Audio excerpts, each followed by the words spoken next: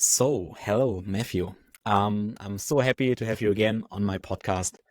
Yeah, it's been a while. It's been maybe 9 months or something like that, from our last podcast. So we had a couple of conversations in between, and for me, it's always really Yeah. inspiring to, Yeah. to talk with you about the body. And for all our listeners that Oh, wow. didn't already listen to our first podcast episode. There were two Yeah. episodes.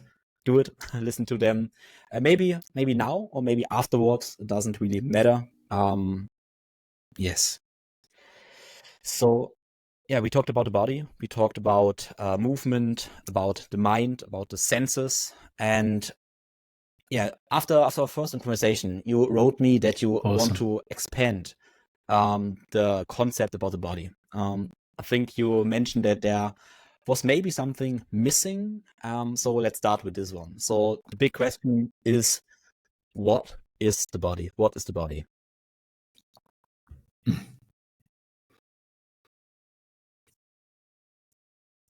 All right.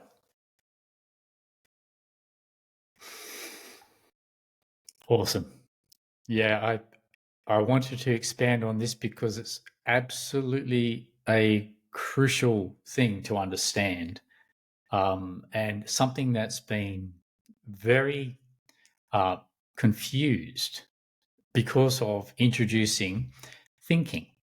And so, as an animal, as a living organism, we don't naturally think in the sense of complex words. We are taught to think. We've invented thinking, over and above all animals. We've invented complex language, and therefore that type of thinking. And there's a major problem for us with thinking, that it has created an ability to separate, to divide things. Whereas in the sensual experience of life, or the sensory experience of life, which was completely natural to the body, in the sense that we were born sensing, we were born feeling, and our senses and our ability to feel as a physical living organism is our ability to feel connected with our environment and one another. And so this is our primary source of information as well. So sensing and senses, our sight, our sound, our ears, our touch, our feel. These are incredibly underrated, mainly because what we have done with what we sense of our environment is we've interpreted it through our thinking. But we didn't originally do this, meaning that as a baby, we simply had our senses, and then we learned to think. And once we learn to think, the danger of this is we learn to think about ourselves. We learn to think about life.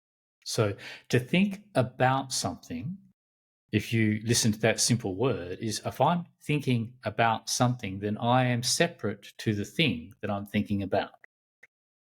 If that makes sense. Generally, I'll be thinking in a separated state from that which I'm thinking about.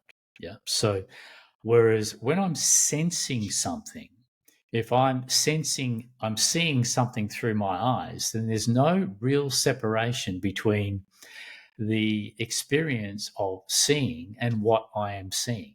One can't exist without the other. Yeah.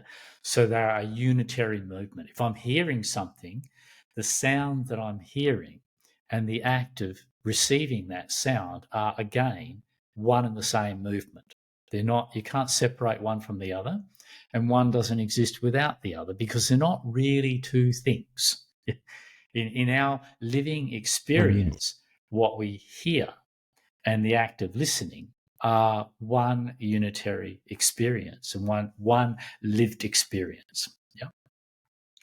So this is the natural state of any organism, of any animal, is to be in connection with its environment through its senses.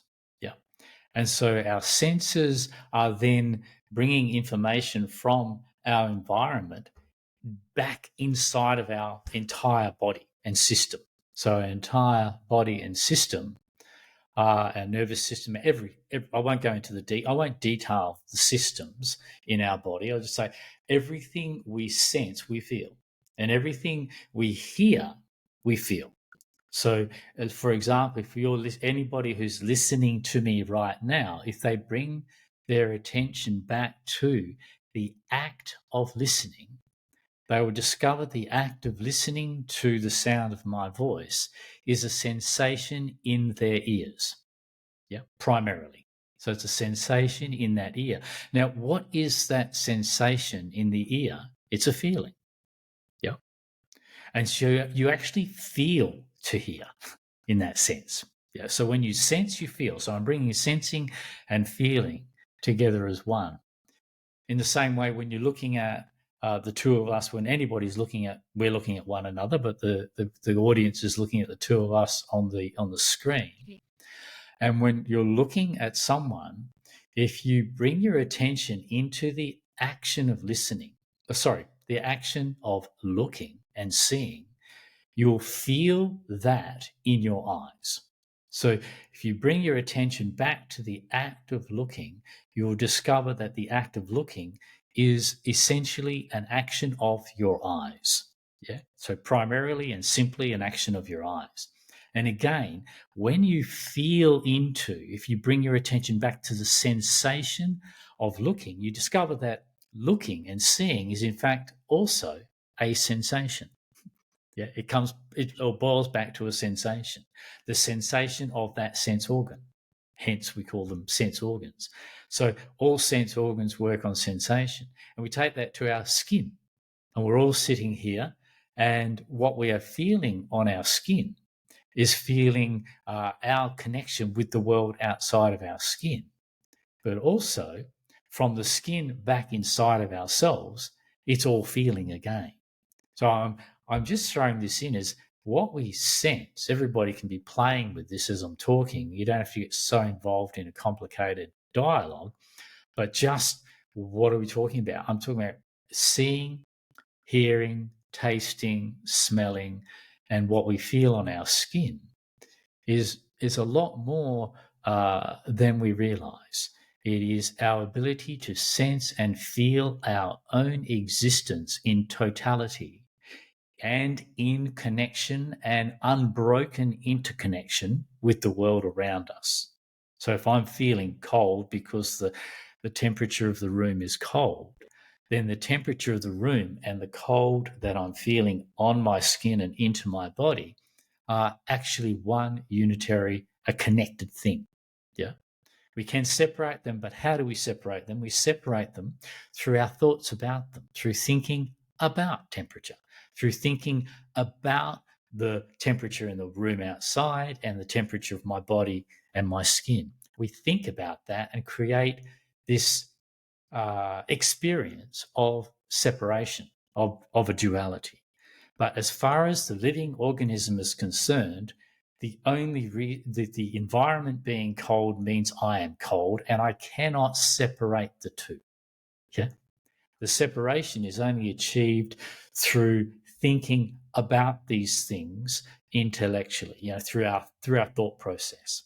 So from everything I see, I hear, I smell, and you can even try this, do all of it at once. See, listen, smell, and taste, and feel the surface of your skin. Most people find that very difficult to feel all of those sensory abilities operating at once.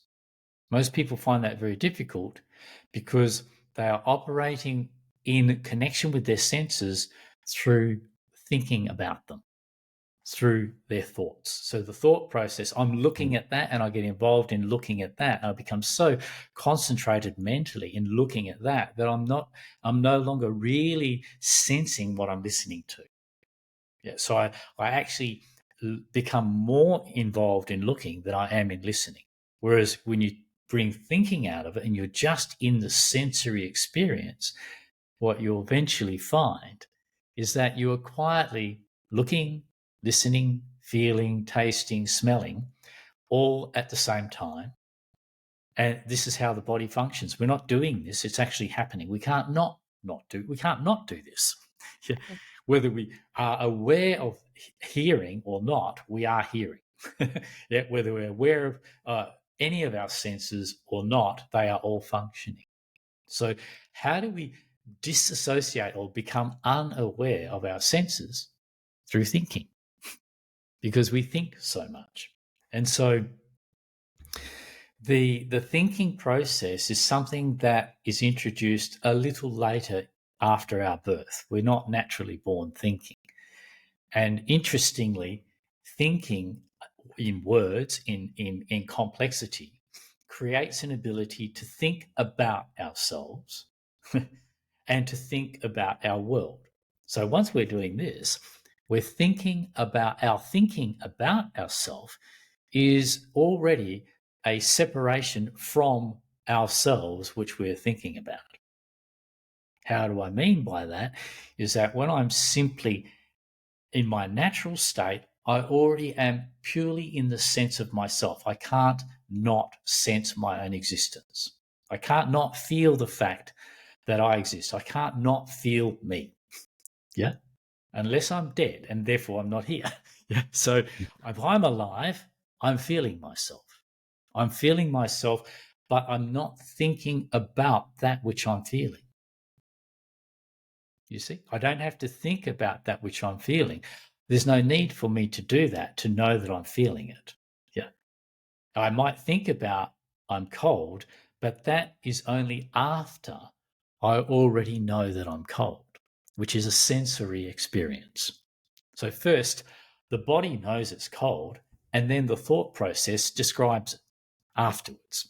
So the thought process is always separate to the lived experience, always once removed, if you like, from the immediate, ongoing living experience of who and what we are. So this is very simple, very, very simple. It's actually simple and factual. It's something that everybody can understand. There's nothing mystical about what I'm saying. But what has happened is through thinking a lot, we have managed to create, through learning to think and then thinking about ourselves, we have managed to create ideas about ourselves that are not actually grounded in the lived experience of ourselves. So we learn ideas about ourselves, we learn beliefs about ourselves, we learn what other people think about us and so on. And these things are removed from our own direct experience, lived experience of what it is to be ourselves. So this is really quite problematic. So bringing thinking into our life and not understanding how thinking can and has exploded into overuse through generations of constantly thinking, and that through exploding into overuse, we've actually step by step lose touch with the touch of ourselves, the feel of ourselves. Yeah. And thinking is not understanding. Thinking just describes what we understand. I don't know how it feels to be me in my thoughts about that. I know how it feels to be me in the feeling of me. Yeah. I don't know that I'm sad through the word sad, and I don't even experience sadness through the word sad. That lived experience is a purely physical sensation. Yeah. A bodily sensation. If I can't feel sadness, then I don't know what sadness is in that moment. I don't know sadness. How do I know sadness? I know sadness in the moment that I feel it.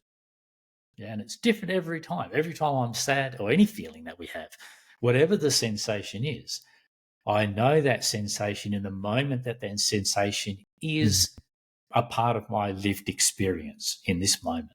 Yeah. And then I think about it just a little bit after that. I might describe that to myself.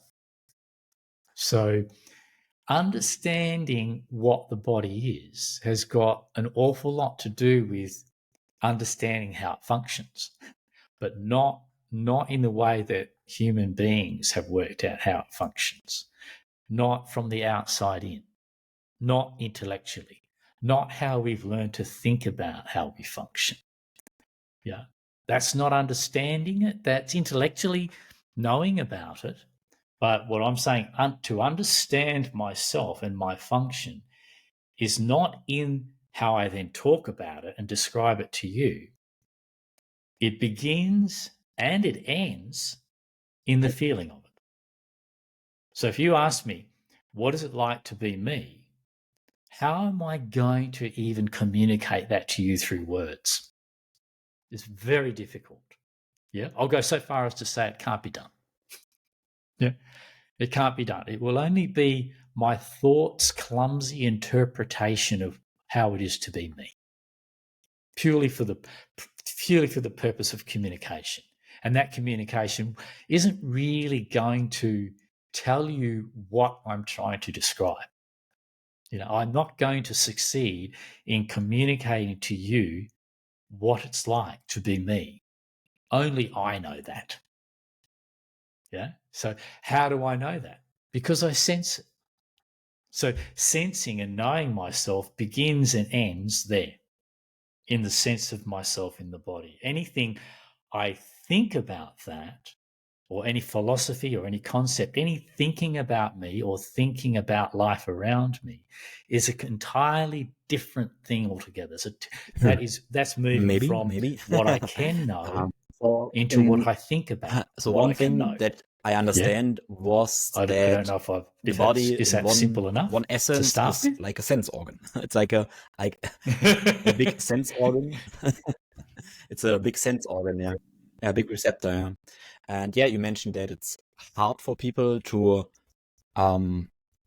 develop their In one senses. essence, And beautiful. so in my A conception, big in my receptor. unlock your body concept, so I have a lot of practices and meditations where we isolate different senses for the purpose of develop the senses. Yeah. So, and you mentioned the skin, what I call the proprioception. In science terms, we call it proprioception, but it's the skin, the feeling with the skin. And Yes. then it's the big interoception where we can start to sense. We can sense emotion, feelings, we can sense organs. And the point is that if we go deeper and deeper, we can sense so much. So we can sense our organs. It's interesting. We could imagine sensing organs and all that stuff, and then we go into thinking and hallucinating. That could be a problem. But if we develop the senses step by step, interoception, it's so vast what we can really, really experience. And I mentioned that because I think sometimes we think if we are pretty intellectual and if we have some kind of intellectual arrogance, we say or think our senses are primal and just primal and not much. But that is if they aren't developed. If we develop our sense organs, there's so much we can sense. It's so vast. And in my experience, it's a good idea to isolate it and then integrate it. And then the point is that then we develop something like I call it intuition. And intuition for me is the stream of sensing this richness. We can just sense the truth then that emerges from our body. And then we have this intuition, what is. And then, yes, then a process can start where we can communicate it and we can think about that. But the primal sensing doesn't need any words or any thinking. And for me, that feels like the intuition. Yeah. Before word. Yeah.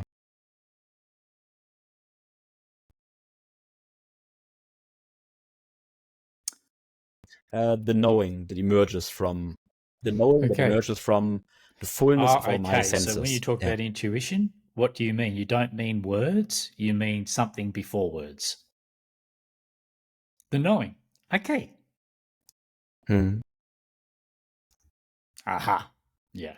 And so the knowing that emerges from the fullness of all our senses is what I'm suggesting is the limit of, and I'm not saying it's necessarily limited, yeah, but the limit of our capacity to actually know. Yeah. So we can know about many things, yeah, but we only know what we immediately sense and know in that way. Yeah, and spiritualists would like to say, "Oh no, this is very limited. The senses are very limited," and I would argue against that and say the senses are not limited at all. Thinking is limited, and thinking is limited to the fact that it can't actually know anything. Yeah, so we give thinking so much importance. We can know about things mechanically, of course, but when it comes to, and challenge me on this, we're just gonna go for it. You go hard back at me, yeah. So because it's best for everyone. So thinking can't know anything because thinking is only an additional invention, a mechanical process that we've discovered we can use, we can create, we can do, we can image things, we can imagine things, we can think about things. But once we're thinking about things to the degree that we think about them, to the same degree we disassociate from them. So this is a conundrum with thinking. With thinking, we're wanting to understand everything. But if we're trying to understand ourselves and life around us, when we understand that the limit of knowing reality is in what we sensorially or at a felt lived sense, a living experience, the lived experience of ourselves and of our surroundings is all we actually know. That's our knowing. Yeah. Beyond that is what we think. We can think a lot more than that. Of course, we can think and think and think and think and think and imagine all sorts of things, but we can't really know those things as a sense of knowing. This is going from beneath thinking, as you're saying, you use the word intuition. The way you were just using the word intuition to say what you know before you think. Yeah. So it's a culmination of all that sensing, all that sense of what you are, yeah, and what you know you are, regardless of what we want to think we are. Beyond that, yeah, we may want to think many things, but everything that comes of that, we're talking about the body, how important the body is, and I have found that all that we talk about is embodied, but we like to. There's a thing about being a body, being about a living creature. The thing about us, so thinking is not a natural thing. Yeah, thinking is something we've done, we've learned, and we've invented, if you like. Yeah, not saying it's wrong or harmful. It can be, but it doesn't have to be. Yeah. So, but what is the limit of thinking? Is that thinking itself is not a living thing. It's just a mechanical process. Yeah. It comes out of the living thing. So if I'm cold and I already have invented the word to describe that cold, then that invention of the word cold, I will use that word cold to describe, to say that I am cold. Yeah. But knowing I'm cold is not within the word. Yeah. I can only describe what I already know because it's my sense, my living sense of that. So it goes for, I would say, everything about what it is to be me. Yeah. Everything that is to be me is known as the existence of me. And you were talking a little earlier about like experiencing your organs and so forth. And this is not limiting I don't want to limit what you're saying there because I can see there's a lot of value in this, particularly when, the scientific community often said you can't, you only what you have sensory nerves for will you experience, but actually there's a lot more to it than that because we all have, all of us sitting here, we can feel all through our body. And that which we feel is a solid, that which we feel, the whole from the skin back in, feels solid, a solid mass. Yeah. That's how it feels to us anyway. Yeah. And within that solid, within the space in which that solid mass lives, you're not feeling any emptiness. You're not feeling any area inside of yourself that something doesn't exist. So therefore, you have a sense of every part of yourself, a living sense of every part of yourself. But usually the only time that people really know about it is when it's not working well. Yeah, when there's something wrong. Yeah, and that's when people, oh yeah, now I feel my liver, or I feel my kidney, or I feel the disturbance. So what we do as human beings, we like to separate the psychological from the physical, and we can't. Again, there's no way we can do that. This is theoretically we can, and in for the purpose of talking about it, we can. But when I'm thinking about the way I am on the inside, this psychological description of me only means something if I am feeling that way on the inside. So I'm feeling cold or I'm feeling sad. If that sadness is not there, then the word doesn't mean anything. It's not going to, it's not in any way relating to me right now. The problem that human beings have is they've got so caught up in words that their words have become more important than the lived experience. So the disassociation from the lived experience of what they do and can know about themselves into thoughts about everything has become a major problem, because then we start to think we can and do know things that we can't and don't. Yeah. So we move into the world of the imaginary. Yeah. And in the world of the imaginary, we can, because of what we think, our thinking produces experiences. So our experiences, which are not already happening naturally, are thought induced. So, for example, if you think enough about yourself in a certain negative way, it won't be long before your chemistry will be changed by that thinking, and you'll actually feel in accordance with that thinking.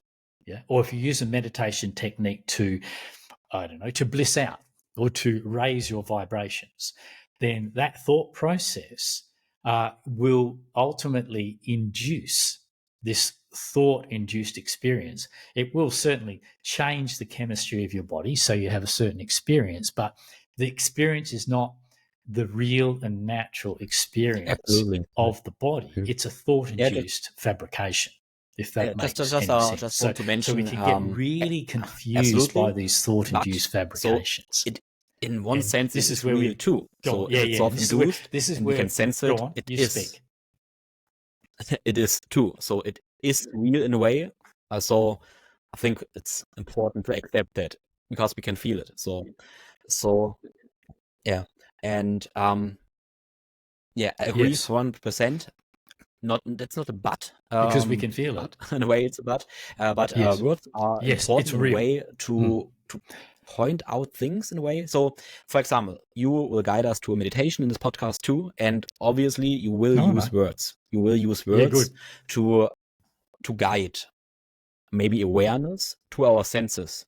So, and that's a beautiful way to use thoughts and words. So, words and thoughts just mm, to guide Yeah. ourselves. So for me, it's important to have some, in a way, have some ideas, some concepts, and then just observe what happens, and then find my own truth. So for me, it is important to study stuff and think about things, and then observe what happens. So it's not a paradox, but in a way it is. So yeah, my implicit question is also what's the function of thoughts and words? So because we evolved with it. Mm. So in a way Oh it no, you is got a natural. very So you point out. Go on. everything that is produced by us in nature in a way is natural because it is. So that's a Mm. fact too in a way. So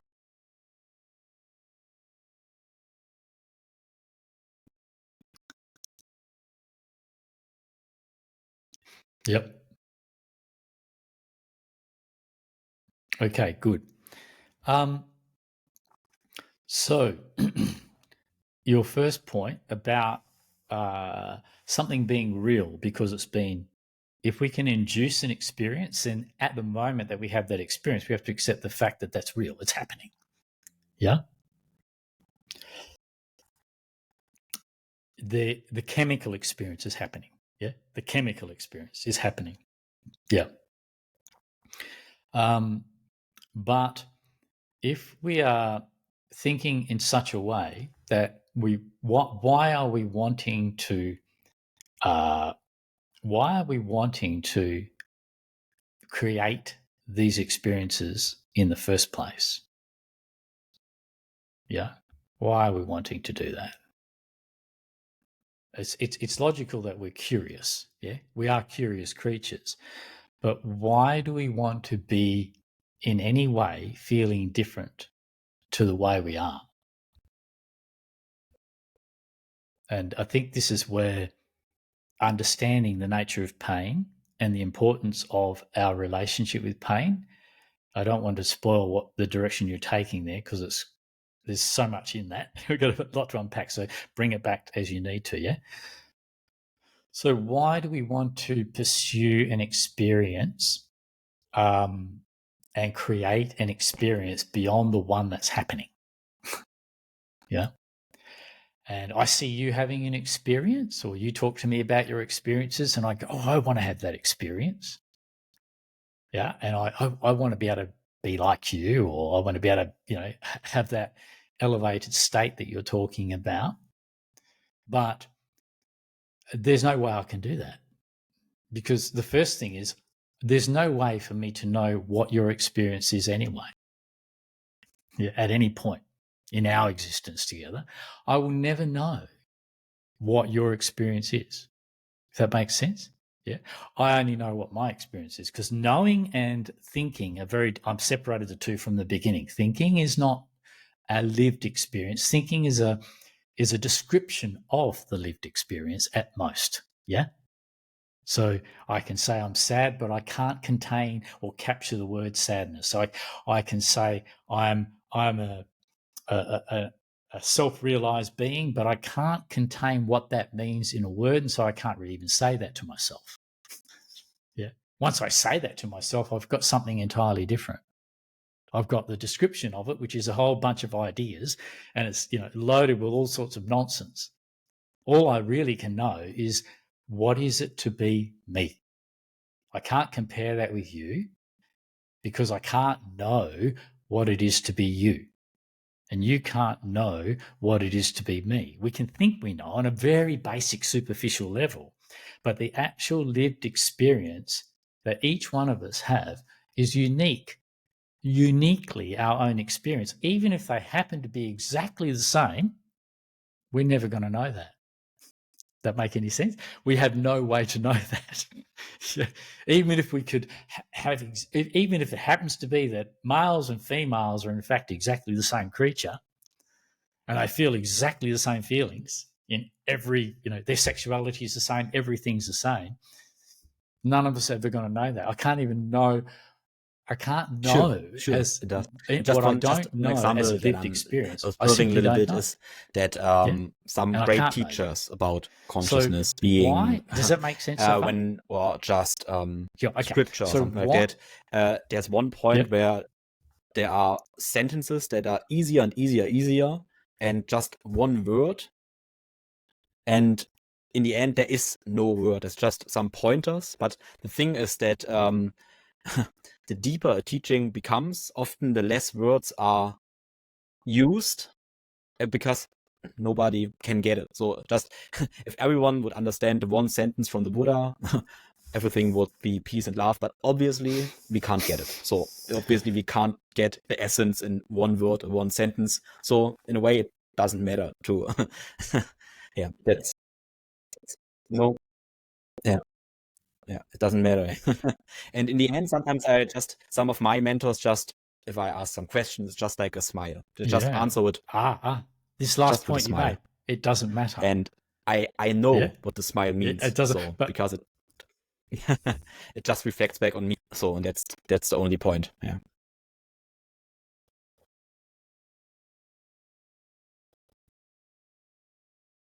So that it means just the smile is just So so Okay, so that makes sense, yeah. doesn't it? So it only reflects back on you, meaning that yeah.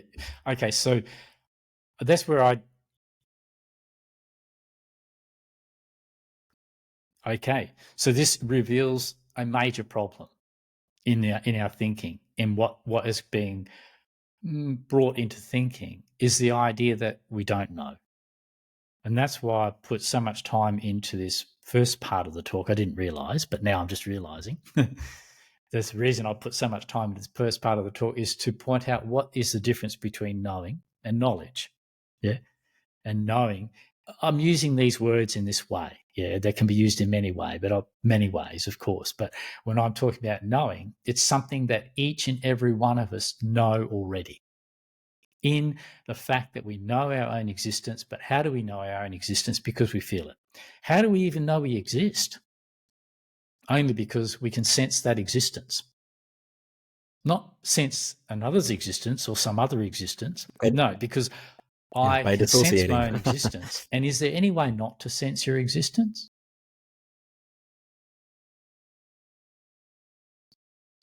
You actually find out it's impossible. Yeah. But even when you're disassociating, yeah, even when you're disassociating, there you are still existing in your disassociated state.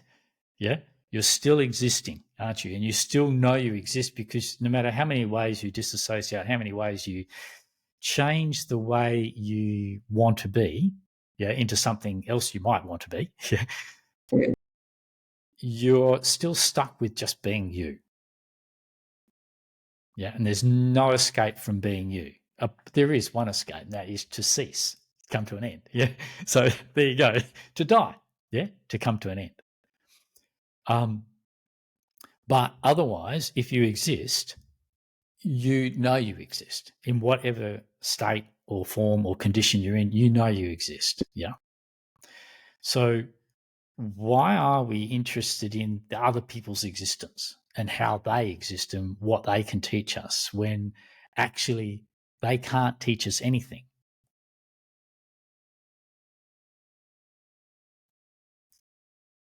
I don't think they can teach us anything. Yeah. And that's what I'm interested in helping people see is that I cannot teach anyone anything. But what I can try and do is blow away the illusion that somebody can. Yeah. But that also means we're going to have to blow away the illusion that there is somebody out there who can do it for you. Yeah. Because we want that. Why? Because we want something different to what we're already experiencing. We want something different to what we already are. Yeah. I'm talking about the fundamental human problem. Yeah. This is so interesting how our conversations evolve. Yeah. Yeah. So it's dropped into such a fundamental thing. We want to be different to the way we are. In different ways that we are, we change all the time, but often we want to be different. Sometimes we don't want to be different. Sometimes we're perfectly happy to be just the way we are. But usually when we're in a bit of distress or a bit of pain, then we don't want to be that way. Yeah. So why do we want to have more experiences when other people, people want to change their chemistry or use thought to bring about a change in their experience and they find out they can, but why? And fundamentally, we think we can have those experiences that other people have, yet there's no way for us to ever prove that to ourselves that we have their experiences. And there's no way to know what their experience is. And there's no way for them to communicate their lived experience to us in such a way that we can get it. I hope I'm not meaning to sound too smart here. I don't want to sound too intellectual. It's not intellectual. It's taking away all the props that we have. You're hanging on to this guru, this teacher. Gurus and teachers are not to be trusted. Yeah, because no one's got anything to teach you, not in the sense of a guru who's going to teach me about, something mechanical and practical in my life. Great. Yeah. But someone who's going to teach me about what it is to be me, they got to be delusional. There's nothing to learn in the first place about being me. I already have that sussed, to such an extent that I don't have a choice. I am me. So I don't even have a choice. So, for example, when you're using that example of using different techniques, and I might have misunderstood this, but I want to use this for purposes right now. You want to develop your senses. Yep. Develop each sense organ. Where with this exposes to me a type of thinking from the outside in. And this is a very classical form of thinking, that there is something that we need to improve on about the way we already are. So can I develop this or that further? You can develop your muscles, you can develop your abilities, your mechanical abilities. You can develop in that way. But is there anything to I get develop it, in absolutely. yourself, or is it Absolutely. just recognizing Little but is how that you're already functioning? in a way, it's so what you were You see what I'm describing, trying to I get at? agree with Is 100%. it And really? in a maybe philosophical way, I don't know, that's the underlying process, that there's just Good. something to discover and nothing to learn, nothing to do. But the but is, in a practical way, it could be useful to have a technique and have this idea to develop something as a practical process, maybe to entertain our thinker, but underneath is the realization that there's nothing to learn. It's just to discover our own senses. Yeah, that's the point. Yeah.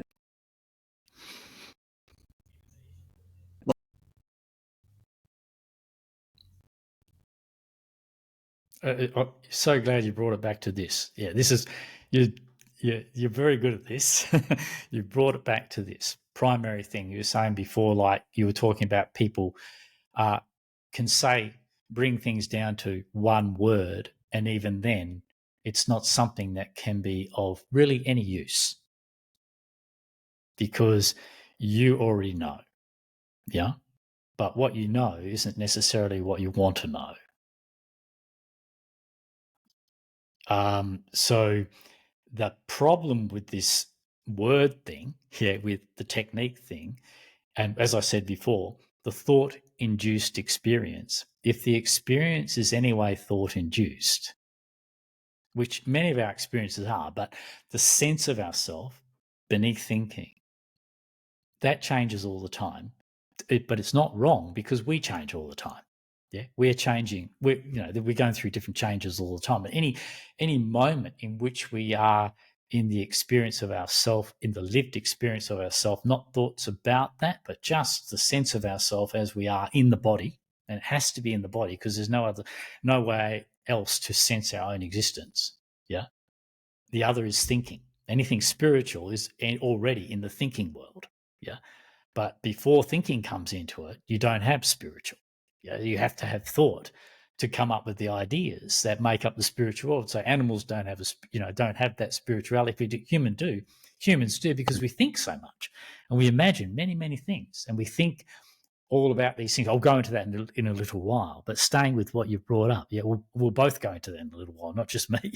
Yeah, is that okay? So if we have a thought-induced experience, I would say enlightenment, the classical enlightenment of Buddhist enlightenment or self-realization of the of the yogis. Is there such a thing, or is it just a thought-induced experience? If you can use a technique to achieve it, then it's a thought-induced experience, and so anybody can achieve that result through using those techniques. But what is that result? It's a common result. You follow? It's a common result. So meaning that the ideas of what it is to be an enlightened person formulate a pretty clinical structure that everybody can fit into. So enlightened person must be peaceful, non-reactive, let's say. That's an enlightened. I'm just using that as for the hell of it, yeah? So, okay, so I'm going to achieve a state where I'm at peace with myself and non-reactive. Well, you can do that. You can kid yourself in doing that too, yeah? But if anything that's thought-induced, is that really you? Is that really being you? Or is that the product of that technique? So the danger of using a technique to achieve anything about yourself, of yourself, is that the first thing you're doing is you're introducing the idea that there is something more to achieve and that there is already something lacking in what it is you already are. So without the idea that there's something lacking in what it is you already are, you're not really at odds with what you are. You might be uncomfortable with it, yeah. But when you're uncomfortable with something and you can accept that there's nothing I can do about this, because anything I do about my pain is I'm fighting my pain. Anything I'm doing about my anger is I'm angry with my anger. Anything I'm doing about my impatience is I'm impatient about being impatient. Yeah. If I don't do anything about my impatience, then I'm just impatient. But I'm impatient until when? I'm impatient until it changes in its own sweet time. But at any moment, if I step in and practice patience, I'm suppressing my impatience and I'm introducing something over the top of it. This is just one example. So have I really changed anything, or have I just created a thought-induced state out of some idea of how I should be? So it's very problematic, this using thought to achieve a certain state, which I think is better, because it's firstly based on the idea that I need to achieve something. And I'm not talking on a physical level. You might need more money in your bank account. That's completely separate to what we're talking about. We're simply talking about, can I be anything more than I am? Okay. Not should I be. The wrong question is asked, how can I be more? How can I be more? And everybody's throwing techniques at us on how to be more. But no one's asking the question, well, can I be more? And should I be more? I can explain this. I might have to just run this one a little bit, actually, because we're looking at life through thinking. We think about life. When we think, we create time. When I think about tomorrow, I think about the past. When I sense, I'm not thinking. Sensing has got nothing to do with tomorrow or yesterday. Yeah, sensing is something that is a lived experience only when I'm sensing it. You see the difference? So in the sense of myself in the body, It does, I'm yeah. in the lived experience of myself as I am now, and that's nothing to do with tomorrow or yesterday. That makes sense? It does, good. Whereas when I move into thoughts about myself, then I'm thinking about myself in terms of the past and the future. Yeah. I can analyze myself based on what I've seen before, and I can look at what I'd rather be in the future based on what I didn't like about myself in the past. So the trouble with this is we're looking at life through time, but time is just thoughts. Time is only looking at ourselves in the sense of time is not really looking at ourselves at all, because we don't exist in the future and we don't exist in the past. We exist right now. I'll break this down a little bit further. Only the body is in the here and now. Only what we sense is in the here and now. Only the known is in the here and now. Yeah. But what we think about cannot really get into the here and now. Yeah. Thinking is something that keeps us always moving, always trying to. So when we think about ourselves in life, we imagine that we're this way now and we can become that way tomorrow.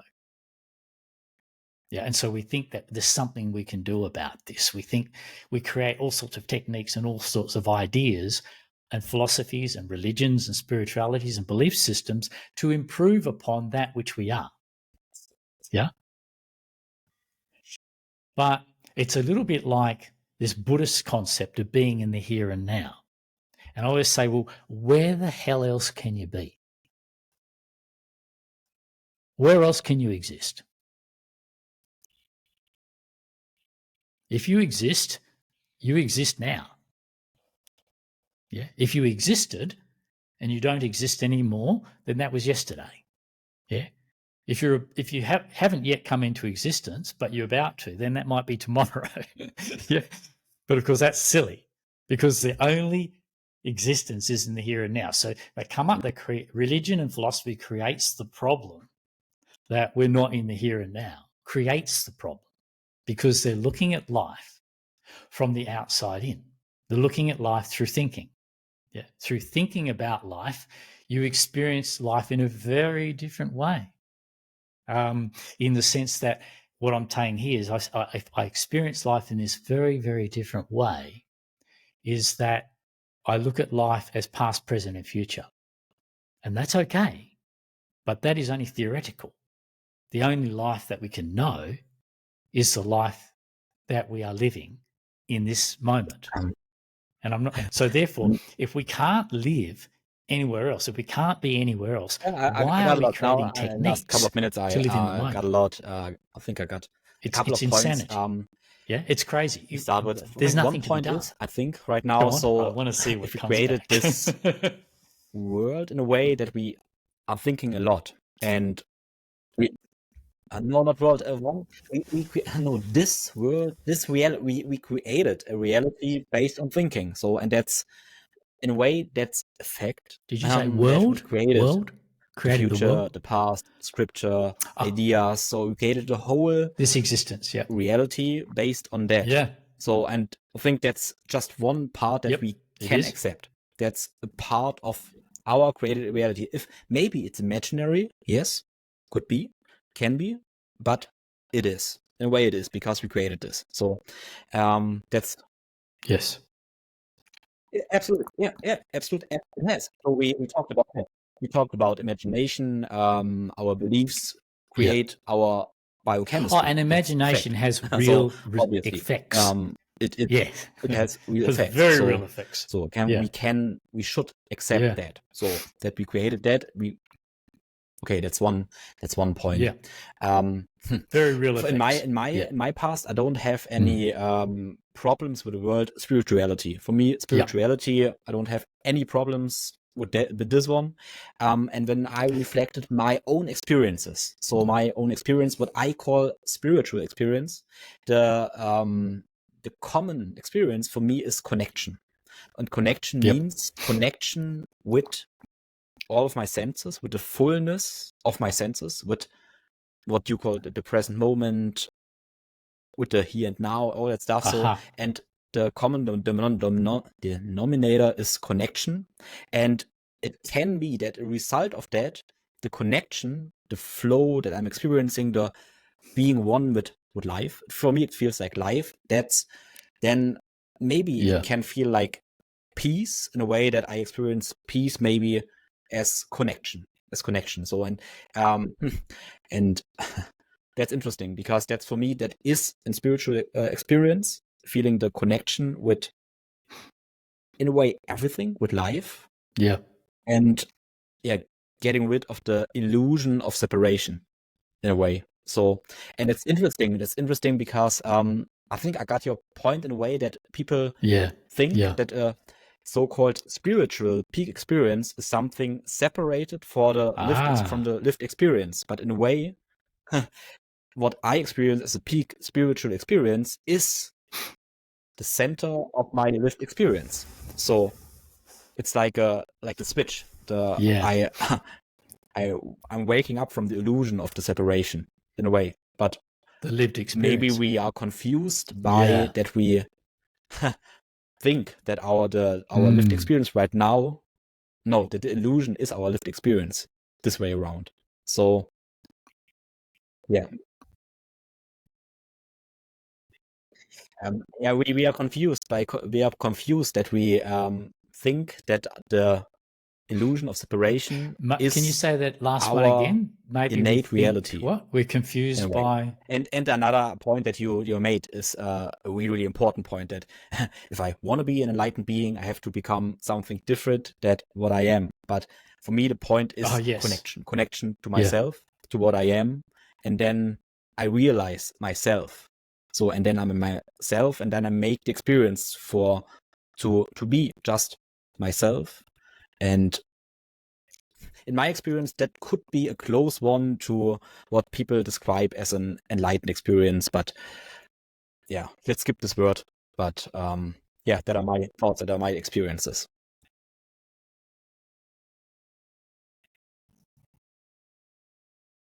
So much ideas about that, and yeah, exactly. Yeah, yeah. You want to skip the word because it's almost silly. Yeah, it trivializes. Hmm. Yeah, it really trivial.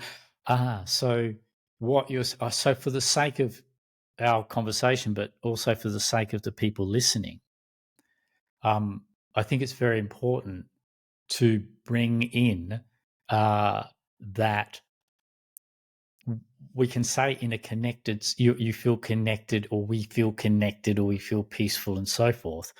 But we are also connected in our agonies. We're also connected in our pain. In fact, when we are in our worst condition, yeah, we're often brought to our most connected state. Yeah, where we're no longer feeling as though we're superior to another being, and we are really beaten down, yeah, then often that's when we really feel our vulnerability. And when we really feel our vulnerability, we also feel our sameness with other people.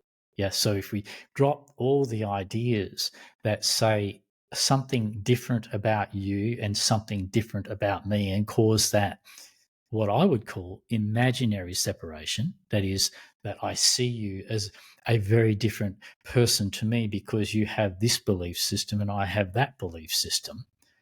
But the belief systems are nothing to do with you or me.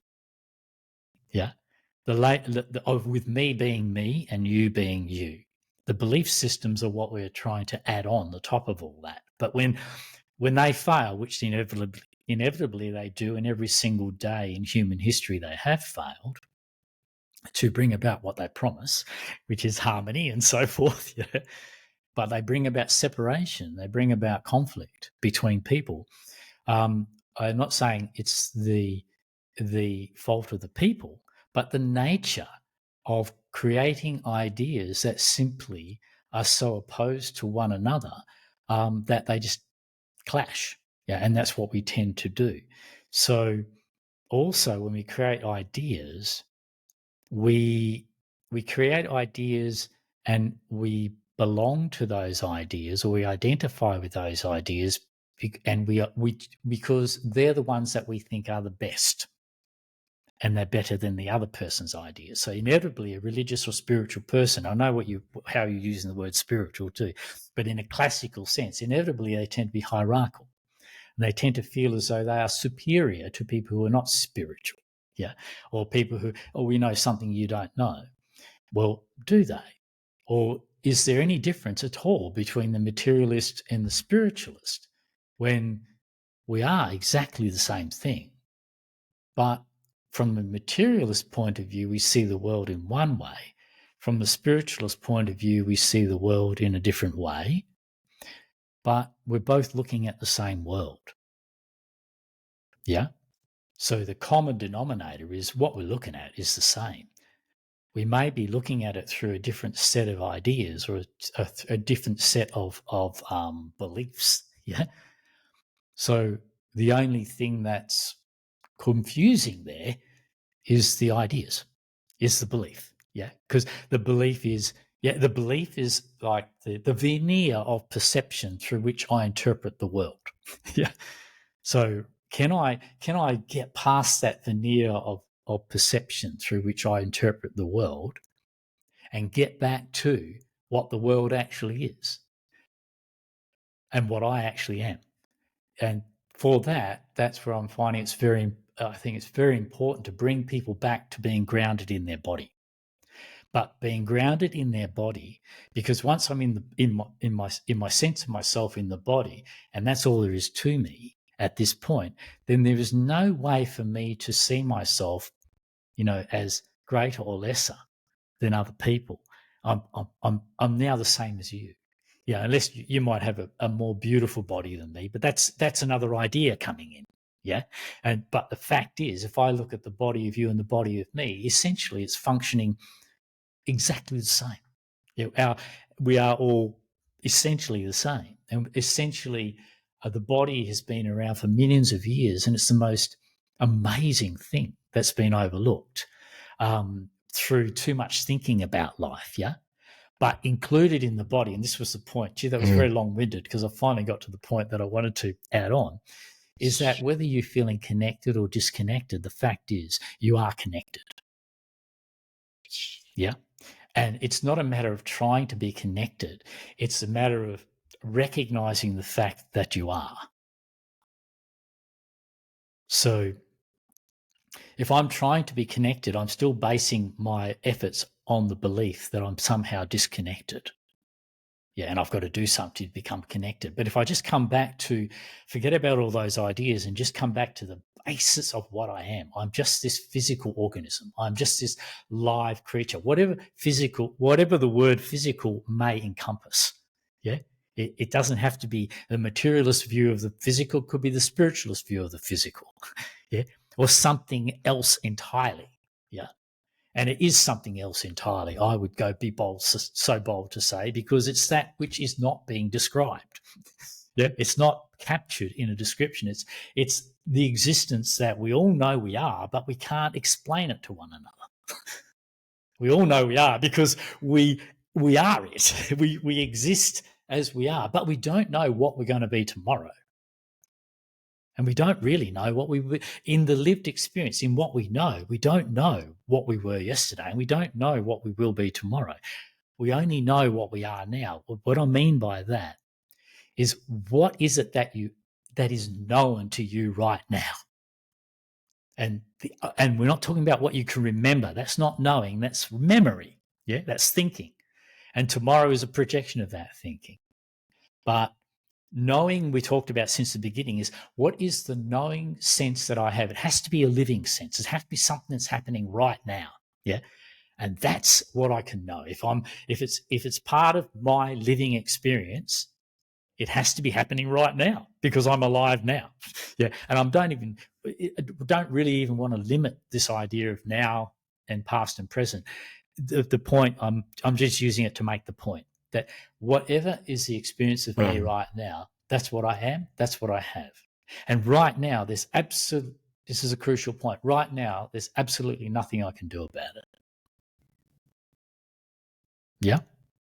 There's absolutely nothing I can do about it. So if there's absolutely nothing I can do about it right now, when will I be able to do something about it? Because whenever I can be doing something about it, that will also be right now. You see our dilemma. It's always going to be right now. There is no escaping right now. Yeah. And always right now, we're going to be going, I want to be different, but there's absolutely nothing I can do right now to be any different to what I am right now. Yeah. Does that make sense? So we've got a problem here. Yeah. So perhaps we're barking up the wrong tree. I'm just chucking this in for the fun. Yeah. No, not for the fun. It's serious, but it's also for the fun. Perhaps we're barking up the wrong tree in thinking that we are somehow lacking, undeserving, lesser, and that we need to somehow evolve to a greater state. Yeah. What about if that's all bullshit? What about if we make a mistake?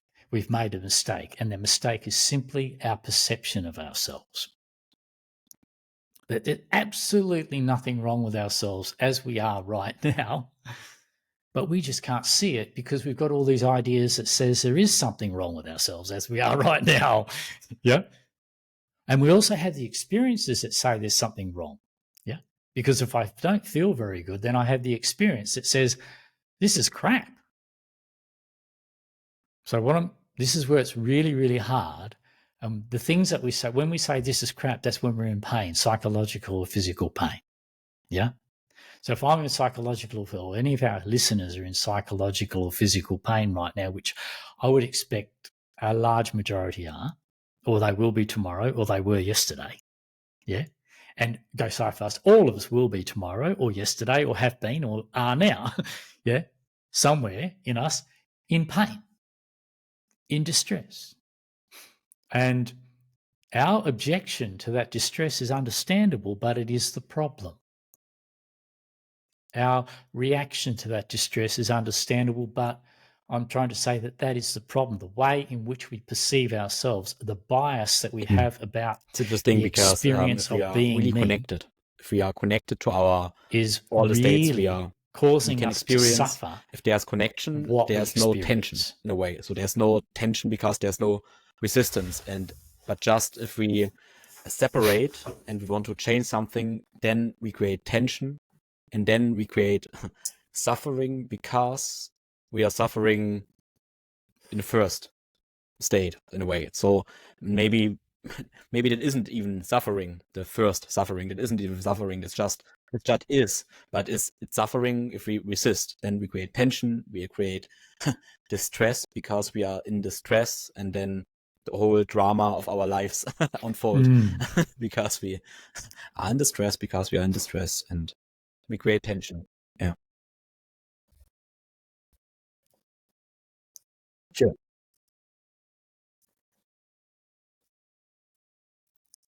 Yeah.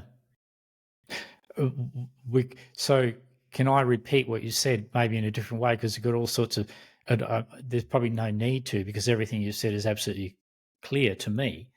But this is a very crucial point. I don't want to just people to overlook it, because yes, we may be in pain. Yes, we may have some psychological distress. We may have some distress in our system, let's say. Yeah. And as you're saying, that's the first pain. But is that the pain of suffering? And I would say not really. I would say what turns that pain, that living distress into suffering, that is prolonging that beyond its natural duration. And how do we do that? Is because we complain about it, because we react to it, because we have all these ideas that we shouldn't be this way, because we won't and can't, have we been taught to think in such a way that we no longer have the maturity to accept a fact as a fact. I can accept a fact as a fact doesn't mean I like being in pain. Yeah, that's okay. I'm not saying we have to like it. Acceptance doesn't mean you like what you're accepting, but you're not resisting the fact. Yeah, resisting a fact is pointless. And what it does, it's pointless. And whether that fact happens to be that I'm sad, that I'm hungry, that I'm ill right now, or I've got a problem in my life, in my relationship, that's my fact. Yeah, that's a fact. What will I do if I don't resist it? Or sorry, firstly, if I'm resisting it, as you said, I'm separating from it. I'm separating from the fact into an exaggeration on that fact, meaning my emotionalization, my resistance, my thought complaint, and rejection of something that simply cannot be successfully rejected because it is a fact. Yeah. So if we reject it, we create this imaginary separation from it. So yes, it is separation, but the separation itself is imagined. Yeah. It's impossible to separate. Yeah, it's impossible to separate. Yeah, but we manage to do it, and because we do it through our thinking, through our thought reaction to the pain. So in thought reaction, unfortunately, being the inventors of thought, we've invented suffering. Rather than enduring pain like an animal does and laying down and letting it heal, we do everything we can to get rid of it. Yeah, we do everything we can to fight it off. We do everything to drug it out, to numb it out. And all we do is prolong the misery, actually.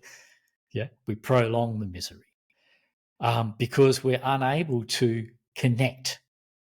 So at what point do we connect? So you're saying, because I'm saying in this lived experience, we may be having a difficult lived experience, but every single one of us are going to continue having difficult lived experiences between now and when we finally die. Yeah. And the idea that an enlightened person is one who doesn't have that is problematic. Yeah. Because it makes everybody else feel as though they should be like that. And this is therefore enlightenment is the problem. Yeah. The idea of it is the problem. It's causing more pain and misery in the world than anything. Yeah. The idea that you should be something that you're not okay as you are, is causing the pain and the misery because it's causing people to object to being what they are, to resist the fact of what they are, and to try and be something that they will never be, which is something other than what they are. Yeah. It's just the worst crime that all the gurus and all these teachers have given to the world. The worst crime.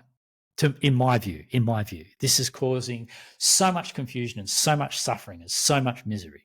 Because I'm not. What people need to know is, how can I live with the way I am? Not how can I be better than the way I am, but how can I live with the way I am? Knowing that there is, and be honest with everybody. Can we all be honest with each other? You are never going to be different to what you are in that moment, in this moment. There is no escaping what you are in this moment. Therefore, as far as you are concerned, as far as I am concerned, in my lived experience, in my lived existence, I'm never going to have the choice to be any different to what I am when I wake up in the morning. You see this delusion that the human species have created is that we're in control of our world and we can make shit happen. And the more we do that, the more disassociated we're becoming. Yeah. So this separation is imaginary. It's real and imaginary. The effects are real. It has real effects, but it's born out of our imagination that we can actually be separate to one another or to ourselves or to our feelings or to the facts of life internally, yeah, of how we are inside, and the facts of life externally, what's actually happening in our life. We can't be separate to what's happening in our life because it affects us. Yeah. So we're not separate to it. Even if we pretend we are, we're still affected. And the only motivation for pretending we are is because we are affected and we don't like the effect. I'll make the motivation for being in Buddhist detachment is because we don't like what we're attached to. Yeah, we don't have the intelligence or the understanding. I don't mean the word intelligence as in hierarchy. We don't have the understanding that we are affected and there's no way to stop that effect. So if we are affected, if we can accept that we are affected and there's no way to stop that effect, then we give up on all these ideas of reaching some illuminated state where we're unaffected and detached and unmoved. Yeah. And come back to the fact, well, I'm unaffected. It's impossible for me to not be affected. So maybe I've been asking the wrong question. How can I not be affected? How can I be different? I think we've been asking the wrong question. And I think the right question is, how can I live with the facts of life? Not be lord over them like the human species has deluded themselves into thinking that they're the lords of the earth. Yeah, not to lord over the facts, not to be in control of the facts, but to see the fact that we're not in control of the facts at all. Therefore, if we're not in control of the facts, we're not in control of the effects of those facts, whether they be imaginary or real, the effects are real, then how the hell are we going to live with those facts? What is stopping us from living with those facts effectively? So this is where it becomes very interesting. How can I live with my pain? How can I live with my condition, however that happens to be? How can I live with myself exactly as I am and stop complaining about myself? And I'm not saying to people, stop complaining about yourself. That's not how you're going to stop complaining about yourself. Yeah? So there's no technique to stop complaining about yourself. But it's understanding is what we need. Yeah? If I complain about myself, how does that feel? It has an effect on me. Yeah? And that's when I suffer. If I don't complain about myself, how does that feel? Try it and find out. And this starts to show you how you can really try it and find out. Yeah. Try dropping the idea that you are somehow inadequate, even though you absolutely believe you are. Yeah. Not you personally, I know that. But we're talking to a lot of people here. Sure. So how do I live with myself the way I am? That is a much more important question to how can I be different or improve myself? Yeah. So, yeah. One is a reaction to the way I am, and the other is beginning to accept the way I am. And the reaction to the way I am is why I suffer. Yeah. If the reaction to the way I am is why I'm suffering, and the solution to my suffering is accepting myself as I am, then I find out that maybe that's a better question. Yeah. And as you're saying, this separation causes all this problem. I would go so far as to this separation, this imaginary separation between mind and body, soul and spirit.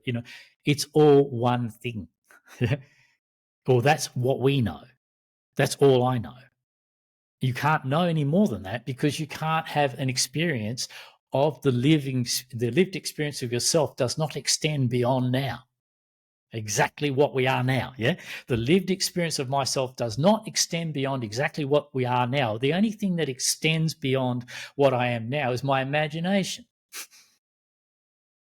Yeah. We've created all this shit in the world. No harm done. Yeah.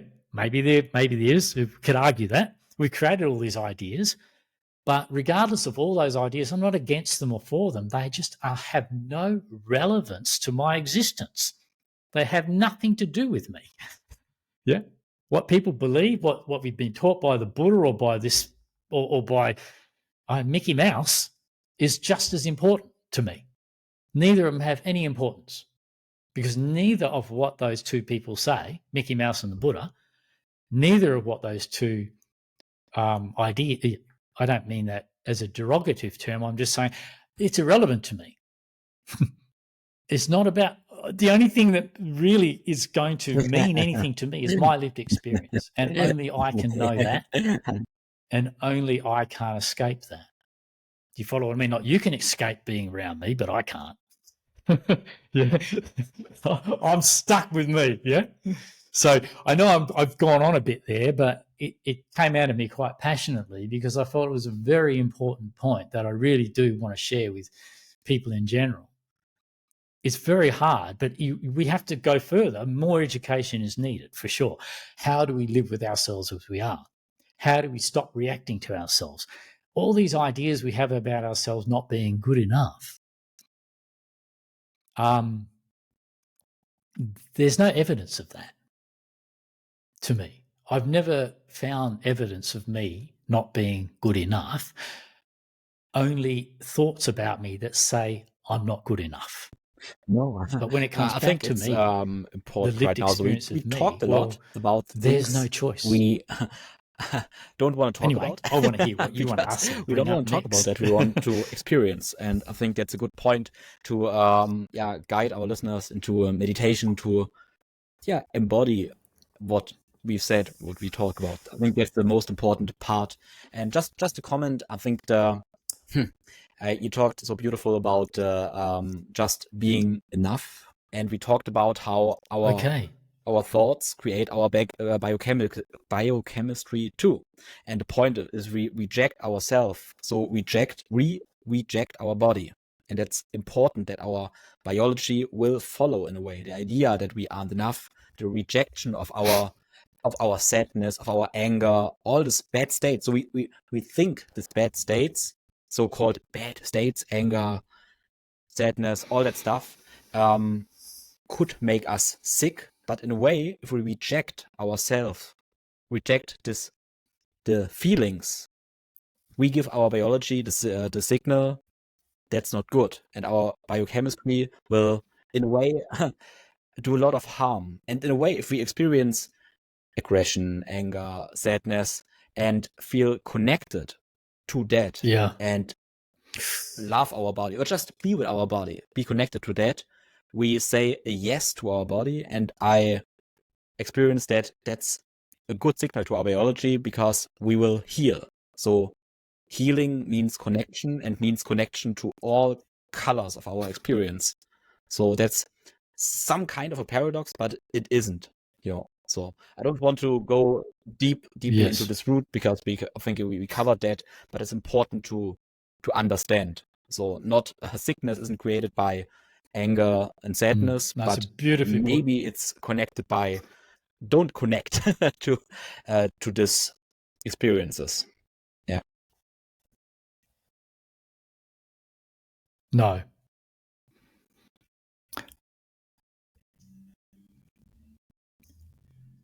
Yeah, when you try and disconnect or react to those experiences, yeah, And then it's a natural thing to the be signal angry. is to our body. My body Why are we judging it as isn't. wrong? I And don't like my therefore, body. in our I'm not judgment, connected to getting my body. angry I with reject my being body, angry. and the body There's will the follow problem. in a way. Not the And anger that's the itself. situation, that sickness, that suffering. Yeah, it will.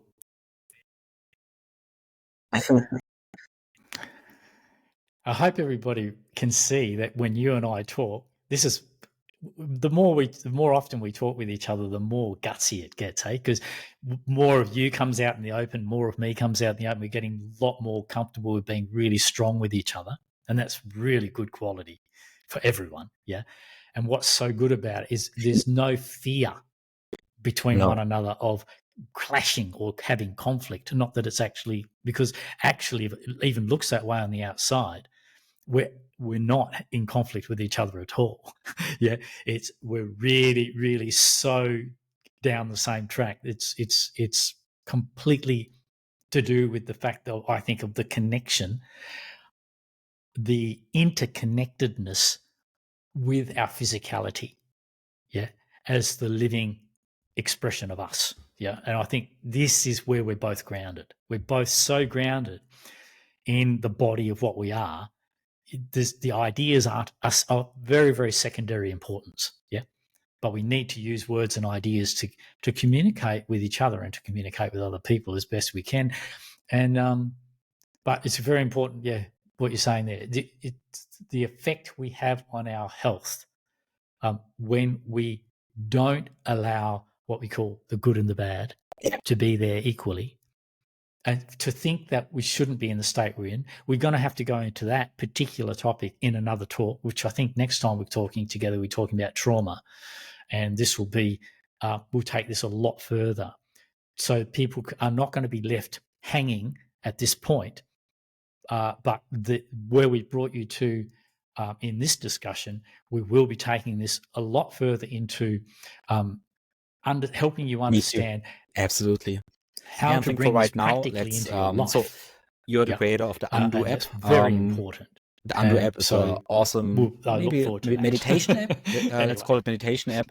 And you're guiding people and me, beautiful, into the body, into the intelligence of the body intelligence. And yeah, let's get a taste. Let's take 10 minutes. Let's do a meditation guided by you. And yes, and maybe we can do something. We can afterwards, maybe we don't talk a lot afterwards. We just Okay. finish so that people can experience whatever they want to experience. I think that's beautiful. Finish. Maybe a couple of words, maybe a couple of nice words that you feel bubbling up that's All right. good. So But shall we just no do the more, meditation no and more then we just advertisement and finish the all this program? stuff. So Or all do the you- stuff we are talking about and your work, I link Yeah. to in the show notes. People can find that. All And right.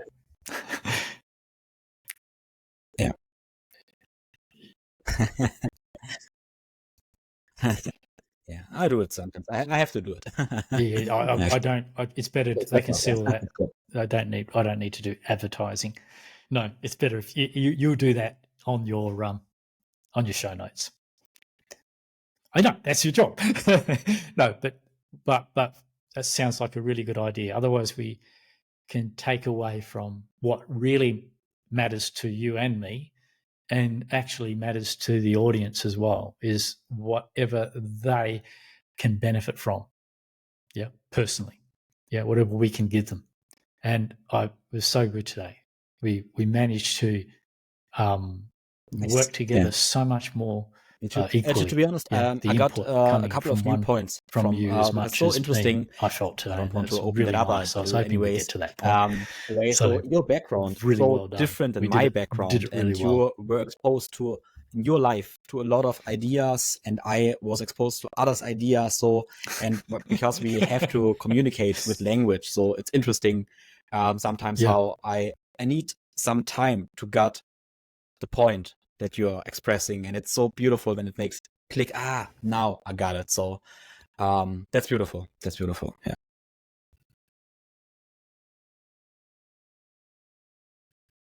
Oh yeah.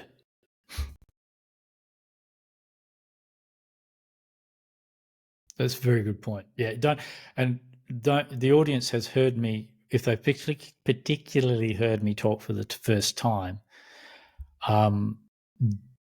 you only hear the surface of what I'm saying. So I used your app for 6 weeks. We did one podcast about 3 hours. We had this is not some an chats about egotistical 1 thing hour, at all. 2 or I 3 don't times put 1 myself on a hour. pedestal, but you And won't have now understood it. I got one fundamental point that you're pointing out since the beginning.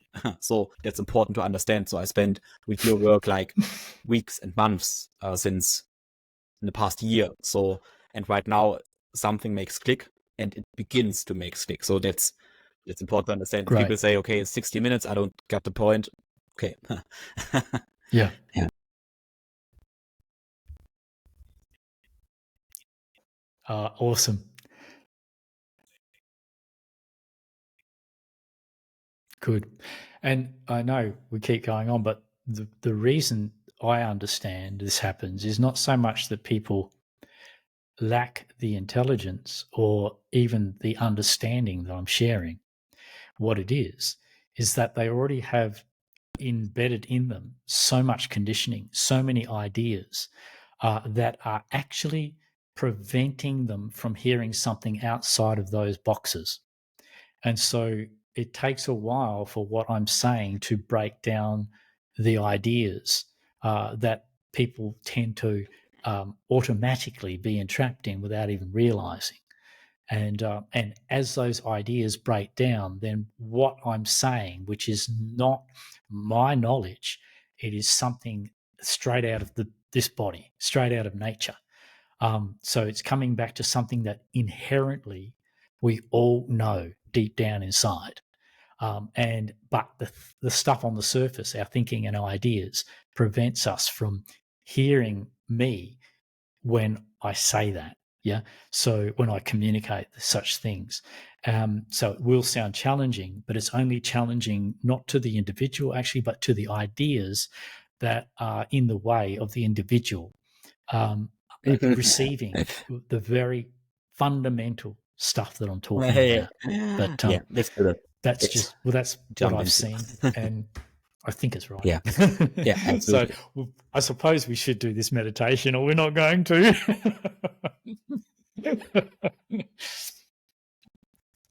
You want it? You ready? Yeah. All right. Awesome. And so, with everybody who's still here and still listening, you are not in any way trying to achieve a different state to the one you're in. And the state that you are in is known to you as the sensation of your own body.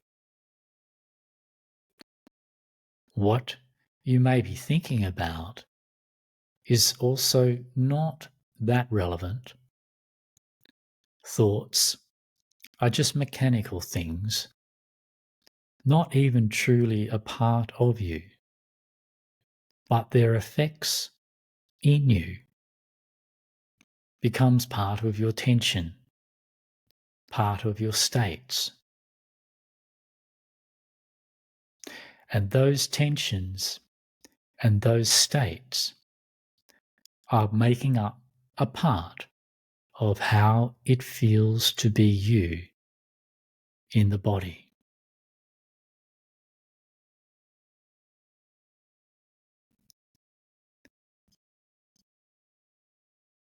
So you don't need to concentrate. You can just let any thinking go on in the background and notice more the physical feeling of being you.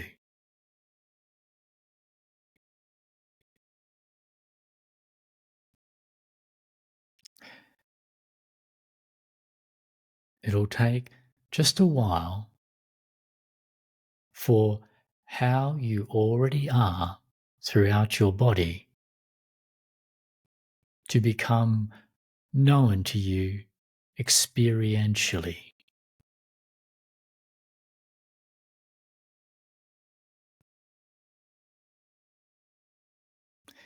Give yourself time to activate.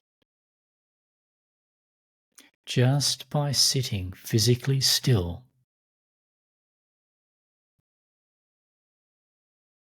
you begin to notice your primary physical existence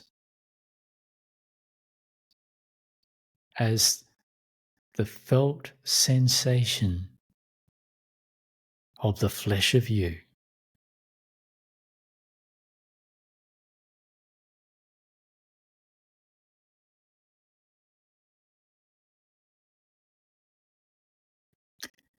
There are all different sensations in different areas of the body.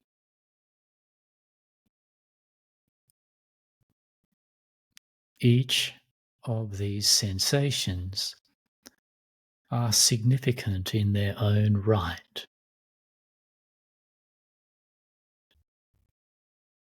At first, they may seem quite subtle, insignificant.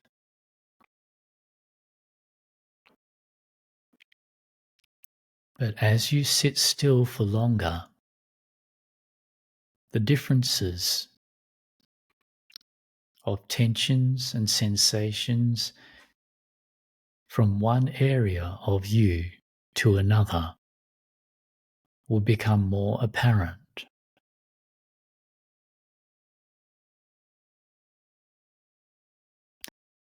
This meditation is the natural meditation that the body does all the time.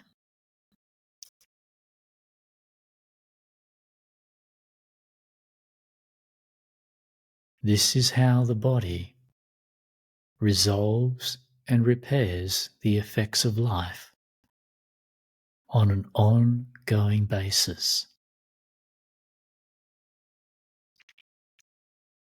All these sensations that you take for granted are all something processing within you.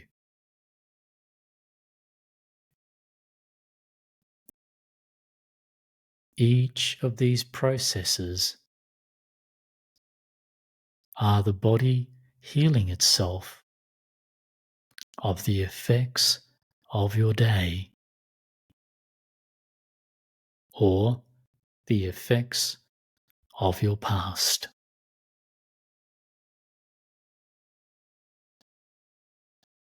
You don't need to think about these things. You don't need to think about your sadness, about your depression.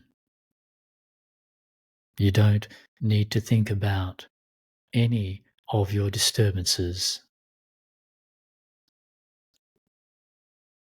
This is not the natural way in which these heal, thinking about them. You just feel them wherever they feel the strongest in your body. And let the body take care of these sensations and disturbances and states at their origin as a sensation somewhere in your body.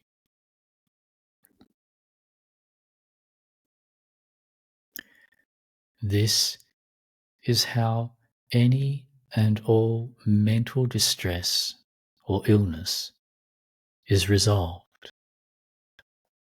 To feel its presence wherever it happens to be as a physical stress or sensation in your body and nothing more. Your body will heal itself if you just let it.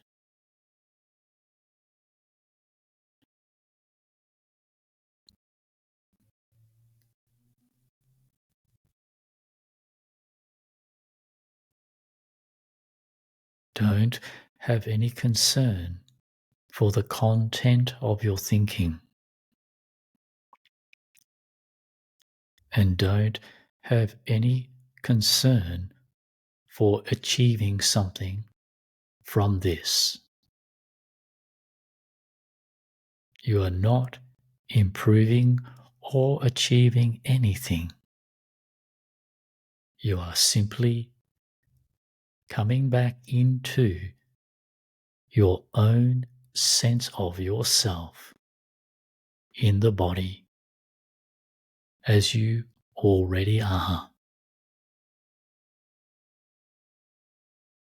And knowing yourself in the only time you can, in your own lived experience right now.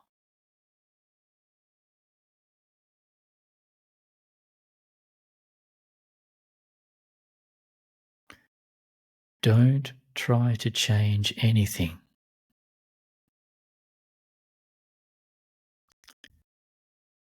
Just feel whatever you can feel within the flesh of your body today and right now.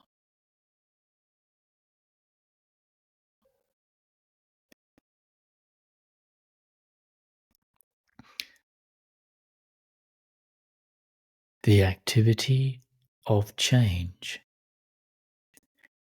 which is the healing process of the body, is activated by simply feeling into the sense of yourself as you are. Feeling is how you activate your own healing. Feeling the pain, feeling contentment, feeling however you do, wherever you feel it in your body. And your body will take care of it naturally.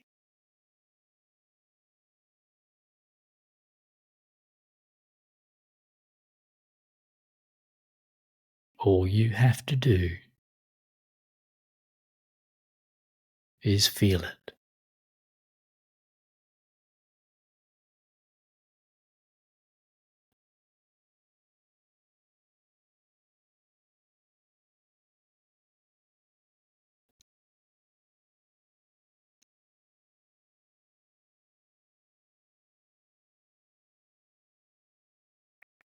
Okay. So this is very natural. This is not something induced. I have simply helped bring you back into how you already are.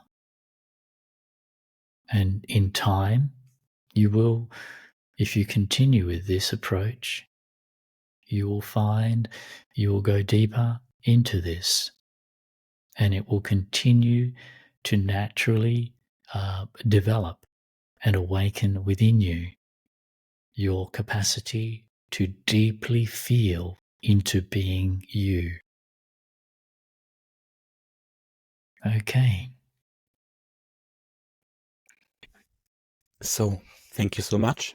I think we'll end on this one. And yeah, thank you. Enjoy your day, everyone.